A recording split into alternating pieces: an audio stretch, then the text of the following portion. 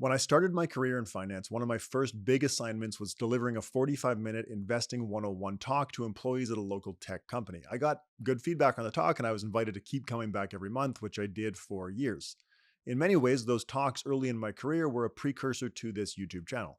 I'm going to cover that same Investing 101 information in this video. I'm Ben Felix, Chief Investment Officer at PWL Capital, and I'm going to teach you Investing 101.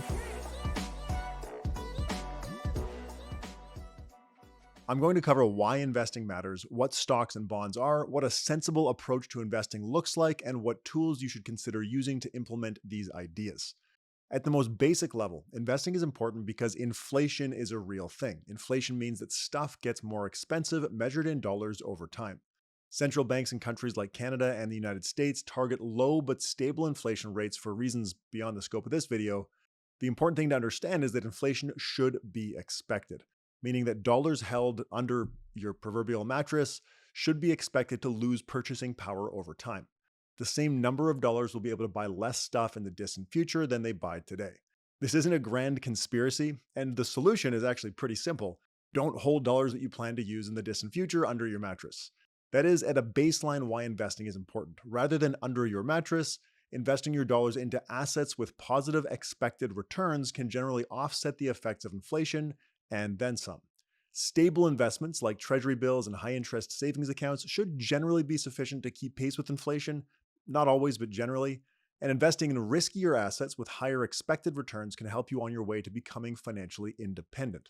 Financial independence means that over your working life, you save a portion of your income, converting your human capital, your ability to earn income by working, into financial capital, the ownership of financial assets, eventually reaching a state where you do not need to work for money. Financial independence.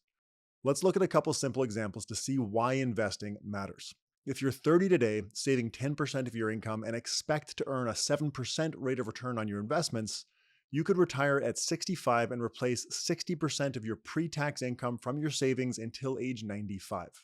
That's not including government pension benefits like CPP and OAS in Canada or Social Security in the US. If instead of earning a 7% expected return, you earn 2%, which is a number in line with the inflation rate in this simple model that we're playing with, you would need to save a little more than 50% of your income. The difference between saving 10% of your income and 50% obviously has huge implications for your lifestyle today.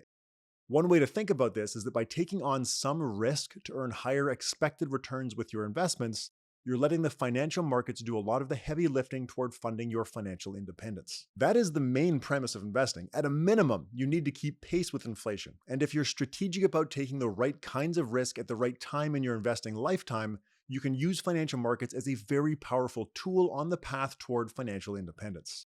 The next important concept is understanding what I'm talking about when I say things like taking risk and investing in higher expected return assets. I'm not talking about trying to pick winning stocks or getting ahead of the next market trend. Two of the largest and most practically relevant types of assets, types of investments for long-term investors are stocks and bonds. Stocks and bonds are both financial assets. A financial asset is not a physical asset like a house or a piece of gold. It is a contractual claim on expected future cash flows. I'll explain what that means, don't worry. A stock is a piece of ownership in a company. When you invest in a stock, you're buying an asset whose value today is based on the expected future profits of that business. As a shareholder, you participate in the ups and downs of the company's successes and failures. If the company does well, you can earn high returns. And if it does poorly, you can lose money or even lose your entire investment. Stocks in aggregate have performed well historically. Global stocks have returned a little more than 8% annualized before inflation, or a little more than 5% after inflation for the last 125 years. The stock markets of some individual countries have performed much better than the global average, while others have performed worse. It's important not to read too much into this when deciding where to invest. For example, the US stock market has delivered huge returns in recent history, but this will not necessarily always be the case. The Japanese stock market is a cautionary tale. From 1970 through January 1990, Japanese stocks more than doubled the annualized return of world excluding Japan stocks. Over so many years, that means that $1 invested in Japanese stocks grew to $53.56, while investment in rest of world stocks grew to only $6.72. Japan had become a dominant stock market at the time, and it might have seemed crazy to invest anywhere else. There were narratives about Japanese innovation and efficiency making them economically unstoppable. However, if you had invested in Japanese stocks in January 1990, after that period of crazy good performance, you would have $1.90 in August 2025, while the cost of purchasing $1 of stuff that people need had increased to $2.54. This means that you lost money after inflation over this period investing in Japanese stocks.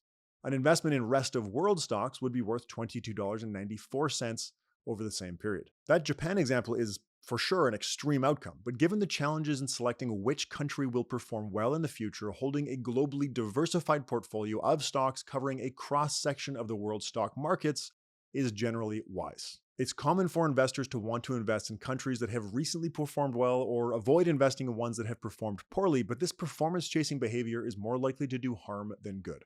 Past country performance does not tell us much about future country performance. Figuring out how much to put into each country is another interesting problem.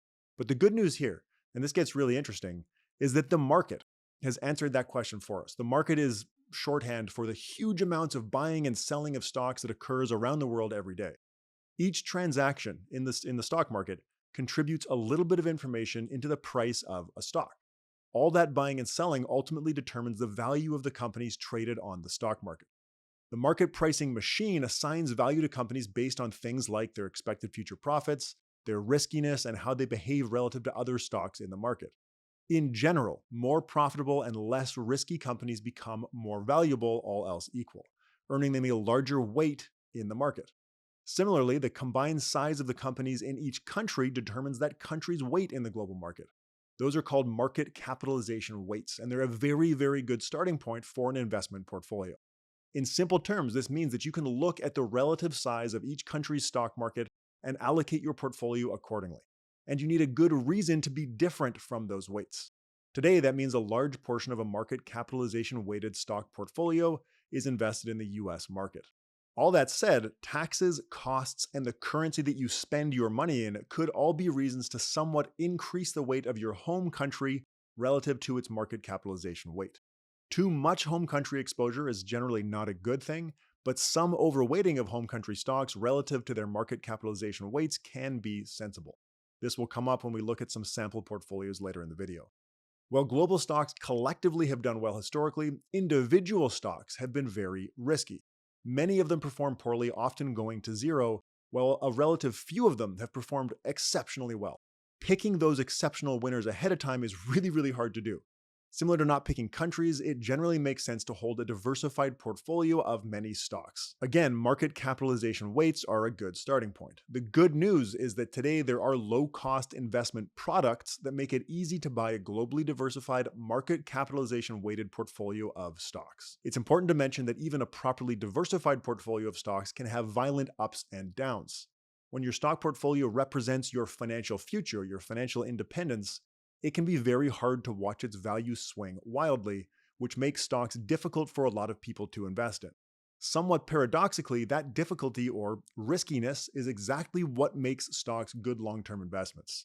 If stocks were safer and their prices didn't change much day to day, they would have lower expected returns. Not everyone can comfortably hold a portfolio of 100% stocks. This is where bonds come in. Bonds are loans made to companies and governments. Instead of buying a piece of ownership in a business, like with a stock, with bonds you're effectively making a loan to a business or a government. Unlike a stock, if a company performs better than expected, its bonds won't change in value much. And if a company does poorly, its bonds still won't change in value much. Even if a company goes bust and its stock becomes worthless, its bondholders may be able to recoup some, not all, but some of their value. Government bonds tend to be even more stable. Bonds are still not guaranteed investments, and they come with their own unique risks, but they generally do not change in value from day to day as much as stocks do. In finance jargon, finance speak, they are less volatile. Bonds are less volatile than stocks. While bonds are less volatile than stocks, they also have lower expected returns. That's the risk expected return trade-off with stocks and bonds. Bonds are also sensitive to inflation. Periods of high inflation can reduce the purchasing power of money invested in bonds, which is a problem for long-term investors. Stocks aren't inflation hedges, but they do tend to perform better after inflation than bonds over long periods of time. Using these two asset classes as building blocks, you can create an investment portfolio that matches your desired levels of expected return and volatility. A stock-heavy portfolio should be expected to be more volatile and have higher expected returns, while a bond-heavy portfolio should be less volatile and have lower expected returns. I am being intentional about referring to stocks as being more volatile rather than more risky than bonds because risk is a pretty ambiguous term. Volatility is certainly one way to think about risk and commonly how it's framed for investors. The risk of not being able to meet your long-term financial goals is another way to think about risk. Some research has suggested that from the perspective of meeting your long-term goals, stocks may be safer than many types of bonds despite their higher volatility, as long as you can handle the ups and downs. Okay, so these broad asset classes, stocks and bonds, exist, and their expected returns are useful tools to plan for the future. It's not terribly complicated, but many people have been taught that investing means guessing and predicting which stocks or markets will do well, or predicting when to get out of the market to avoid a crash. This general concept of following the market really closely in an effort to gain an edge by guessing and predicting is typically referred to as active management. At the most basic level, active management is the idea that you can use your knowledge, your information, to outguess the market, resulting in improved performance. The problem with this idea is that the market's main function is aggregating all available information, including expectations about the future, into the prices of stocks and bonds. The idea that any one person or even team of people can consistently outguess the combined information production of all market participants is kind of far-fetched. An economist named Eugene Fama shared the 2013 Nobel Memorial Prize in Economic Sciences for his work on the efficient market hypothesis, which formalizes the idea that prices are pretty good representations of all available information about stocks and bonds. From the perspective of investors, the people probably watching this video, one of the best tests of market efficiency, as Fama explained to me when he was on my podcast, is whether professional active managers can consistently beat the market. If prices do not reflect all available information, if markets are not efficient, a savvy active manager should be able to learn things about a stock that are not currently reflected in the price and profit from trading on that information. What we see in practice is that only a small percentage of professional active managers are able to outperform the market, and even the ones that do outperform over one period rarely go on to continue outperforming in the future. This makes it very hard to pick winning managers before the fact. I would also say that this extends to individuals trying to devise their own active investment strategy. Sometimes active managers get thrown under the bus. People make excuses like, well, they can't because of their fees, or they can't because their funds are too large. But very few individual investors beat the market. I think the same concepts apply to both professional active managers and individual investors. The alternative to active management is typically referred to as index investing. An index is a representation of a stock market. In Canada, we have the S&P TSX Composite Index. The US market has a whole bunch of different indexes tracking it, but most people are familiar with the S&P 500 index. These are groupings of stocks that have been put together by a research firm, in these cases by S&P, to be a representation of a country's stock market. These indices are market capitalization weighted, meaning that larger companies get a larger weight in the index than smaller companies. Since they simply hold stocks as they exist in the market, they're often used as the benchmark for active managers. It's basically like an index is like, what if you just did nothing? What if you just took the market values of stocks and held them like that? And so it's an obvious comparison to an active manager who's trying to do something. So the index are used as a benchmark for the active managers. Now, an index is not itself an investment. It's a representation of a market. But there are funds that, rather than trying to beat the market, simply invest in the stocks in the index in an effort to capture the market's returns. Index funds were first created in the 1970s based on the observation that active managers were not delivering index-beating returns. The other issue that I haven't mentioned yet for active management is that to do all of the analysis and other work that's required to run an actively managed fund that tries to beat the market, these funds have to charge higher fees. And even small fees in investing matter a lot due to compounding over long periods of time. If we think back to the earlier example of saving 10% of your income for retirement and earning a 7% expected return on your investments, if you pay an extra 0.64% in fees, that's the average fee difference between fee-based active funds and index funds in Canada, and you don't earn higher returns in exchange for the higher fees, you would need to save 12.5% of your income, or 25% more, to have a similar long-term outcome to the cases I talked about earlier. If the active fund that you choose underperforms by more than its fees, which is often the case since it's so hard to pick winning stocks before the fact, the numbers will look worse still. When you sit down with a financial advisor, they may well be able to show you a list of actively managed funds that have outperformed, making active management seem compelling. But the problem here is that over any 10-year period, for example, less than half of actively managed funds survive. The remainder close or get merged with other funds. Funds that merge or close tend to be poor performers that have failed to attract investors, which is why they are closing or merging. This creates a problem of survivorship bias. The sample of actively managed funds that exist at any point in time are not a good representation of the performance of actively managed funds in aggregate when survivorship bias is accounted for. The other problem is that funds that perform well and survive in one period are no more likely to continue winning in future periods. Index funds take the guesswork out of investing and make it accessible to anyone. You don't need to know how to analyze companies or predict the economy or identify successful active managers before the fact to be a successful index fund investor. You don't even need to be interested in the stock market. You just need some baseline knowledge about index funds and enough conviction in your chosen strategy and your chosen portfolio to stay disciplined through inevitable difficult market conditions. That point is really important. You have to be able to stick with whatever you decide to invest in. To put this information into practice, as opposed to just talking about it from a theoretical perspective, we need to talk about investment products. In 2018, Vanguard launched the first asset allocation ETFs in Canada. An ETF is an exchange-traded fund, which is a fund that you purchase on a stock exchange like you would purchase a stock, but it gives you exposure to a diversified portfolio of assets, and you pay a fee to own it. Asset allocation ETFs are now offered by a ton of different financial companies in Canada. We're going to look at one of Vanguard's ETFs so that you can see what I'm talking about. VGRO is the Vanguard Growth ETF portfolio. It holds a US Total Market Index ETF, a Canadian Total Market Index ETF, a Developed Markets excluding North America Index ETF, which covers countries like Japan, the UK, France, Germany, Switzerland, Australia, and a whole bunch of others, and an Emerging Markets Index ETF covering China, Taiwan, India, and a whole bunch of others, and also 3 bond ETFs covering Canadian, US, and global, excluding Canadian and US bonds. The overall portfolio consists of 80% stocks and 20% bonds. Canada in this portfolio receives a much higher weight in the fund than its market capitalization weight. Canada is about 3% of the global market, and it makes up about 30% of the equity portion of this portfolio. Now, that is a deliberate decision by Vanguard reflecting an intentional home country bias, which may be appropriate for Canadians. I've got a video on that if you want to learn more about why that is. Vanguard has also created asset allocation portfolios for more conservative and more aggressive asset allocations, allowing investors to choose the product that makes sense for them. Since Vanguard had success with those products, BMO, RBCI shares, TD, McKinsey, and other companies too have launched similar asset allocation products. An important point is that these asset allocation ETFs are rebalanced for you. Rebalancing is the action of keeping your portfolio's asset allocation targets in check as markets change over time.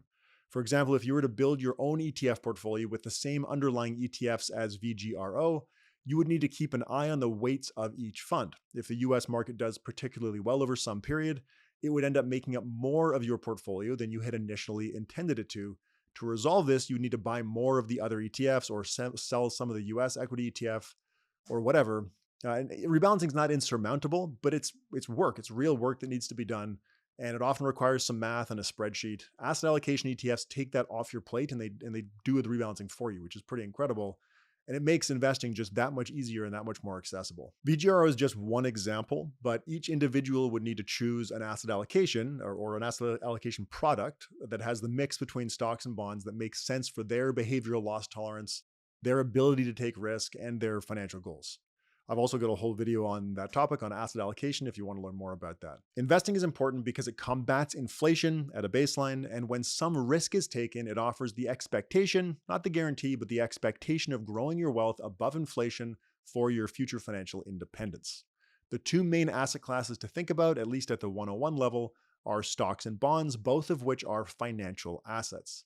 Stocks are more volatile and have higher expected returns, while bonds are less volatile and have lower expected returns. Depending on your goals and your ability to withstand the volatility of your investments from day to day, you can arrive at some mix of stocks and bonds that makes sense for you specifically. People tend to believe that successful investing requires understanding the stock market, the economy, and individual companies in order to guess and predict what to invest in and when to get in and out of the market, but decades of research suggest that these are fool's errands. Successful investing simply requires capturing the returns that financial markets have to offer, which can be accomplished using globally diversified low-cost index funds. This is achievable in Canada today with the many low-fee asset allocation ETFs that we have available to us. Thanks for watching. I'm Ben Felix, Chief Investment Officer at PWL Capital. If you enjoyed this video, I discussed the same topic in episode 381 of the Rational Reminder podcast with Dan Bortolotti, aka the Canadian Couch Potato, the OG of index investing education in Canada. You should check it out.